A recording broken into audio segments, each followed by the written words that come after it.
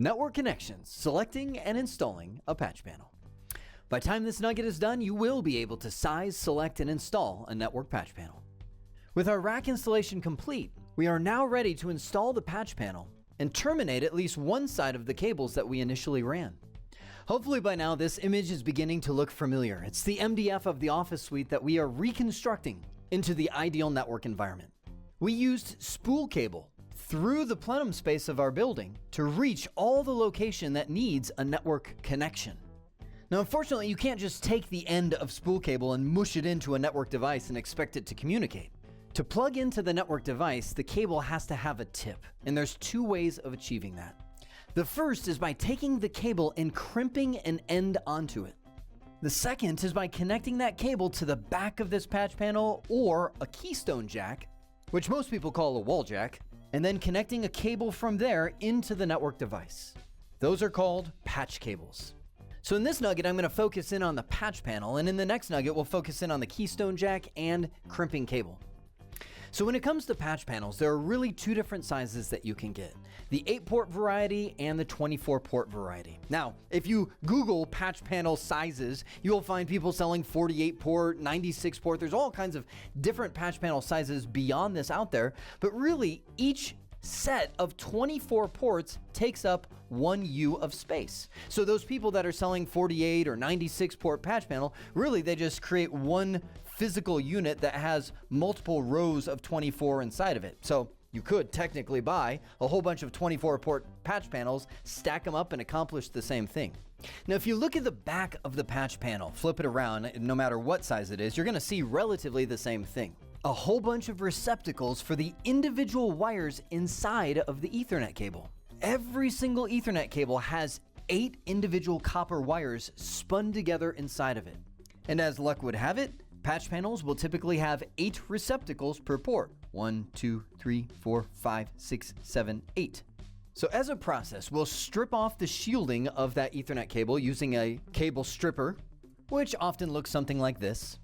You'll match the wires up to their individual color codes and then push those individual wires into those receptacles using a punch down tool, which looks something like this. This tip is custom designed to fit right around those receptacles and push the cable in, lock it in place, and then use that sharp tip to snip off the extra so the cable ends up nice and neat. Then you'll be able to use your patch cable to connect from that receptacle to whatever network device you want to plug in.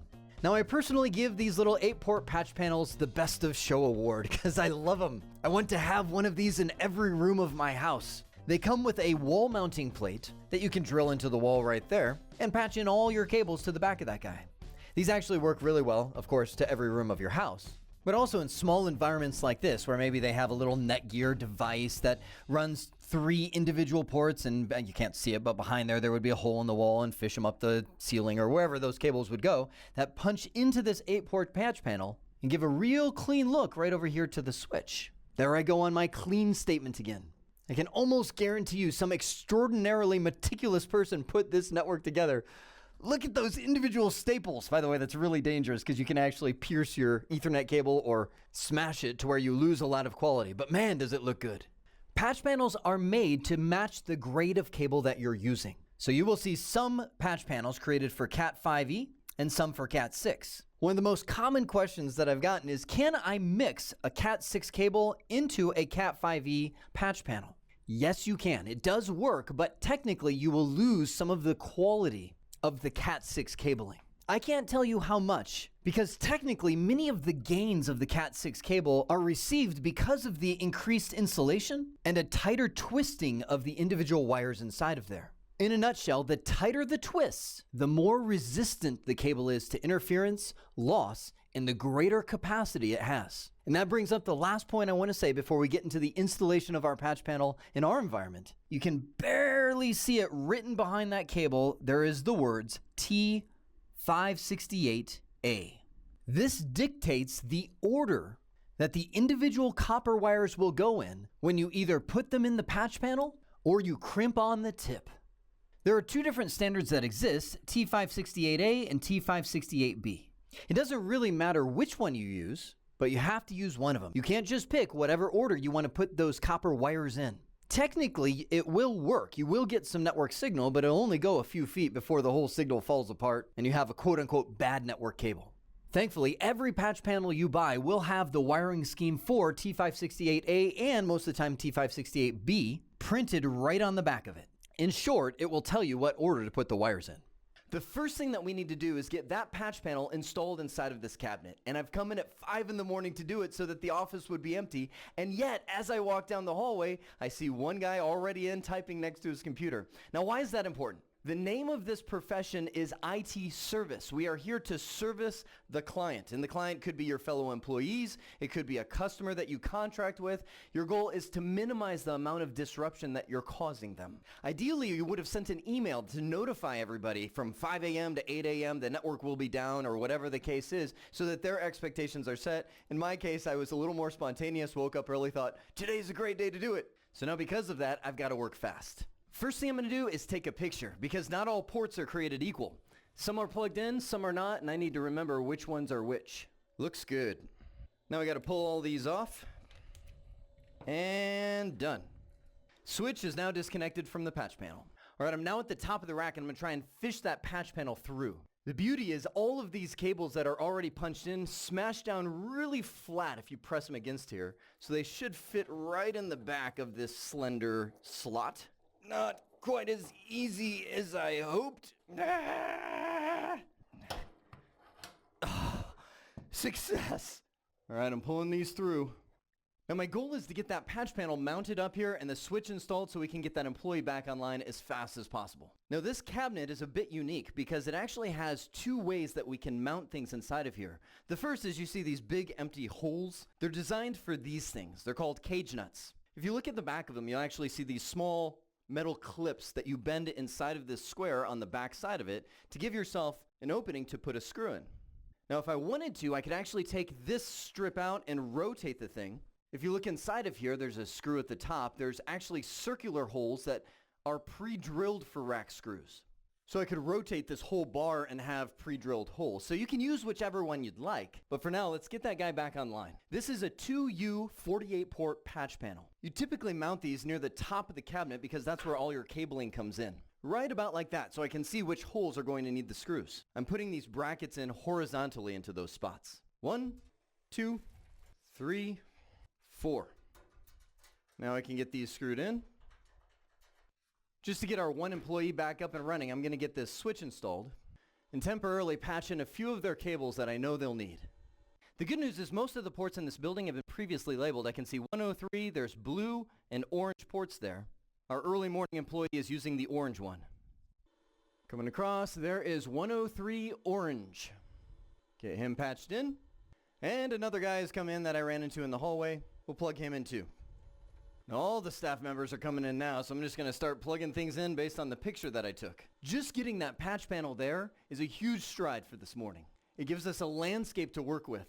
So all this stuff I'm doing right now is just temporary to keep the office running while we get all the other stuff installed. I'm just going to put everything back the way it was so we have 0 service issues.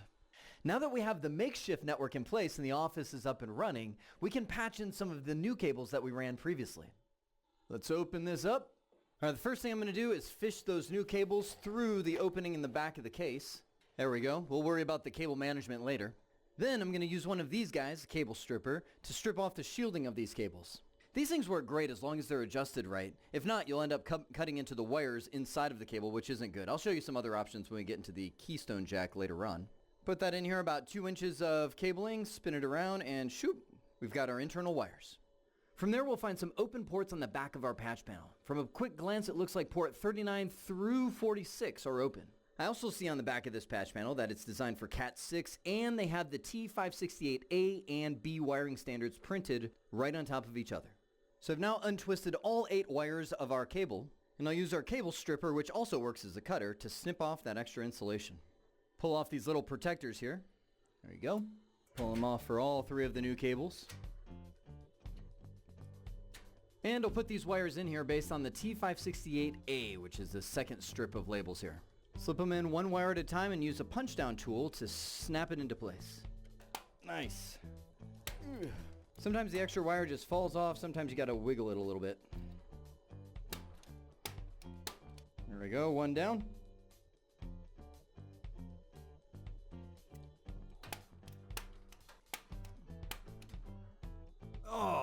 And then you'll reach those points when you mistake the green stripe for the blue stripe because it's kind of dark. The green stripe is already cut too small, so you got to rip that out and do it all over again.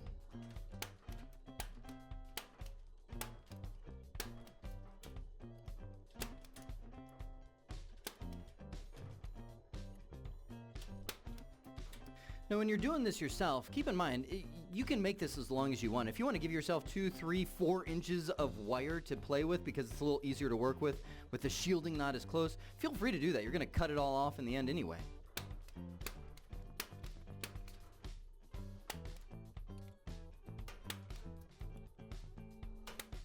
And, done.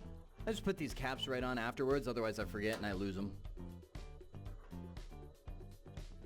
There we go, 3 new cables patched in and ready to go. We now have our patch panel installed and our new cables punched in. The MDF is coming along. It's a mess, but we're taking this one step at a time. Now, a common question I hear is, does it really matter plugging this patch panel into the switch which ports go where? The answer is maybe. It depends if the organization is using a technology known as VLANs. That's a feature that allows you to assign the different ports to different networks. In our case, the network that we're working with is flat. That is, there is no VLANs. So at that point, we can plug things just about anywhere we want to. I'm also loving that we have this picture because it's going to be like one of those weight loss commercials. This is the before. By the time we're done, you'll be amazed at just how good things look. Now, I said at the beginning of this nugget that you will be able to size, select, and install a network patch panel. So here's what I want you to do. Determine the number of ports needed for your mini network deployment and add about 25% to that number because you're going to want some room for expansion. From there, purchase and install an appropriately sized patch panel. Then mount and punch down the network cables that you ran previously. If you find yourself in a situation where you cannot do the practical, then dive into the theoretical. And that is to search Google Images for patch panel installs, and I want you to identify a good installation, a bad installation, and a creative installation and put them into a document.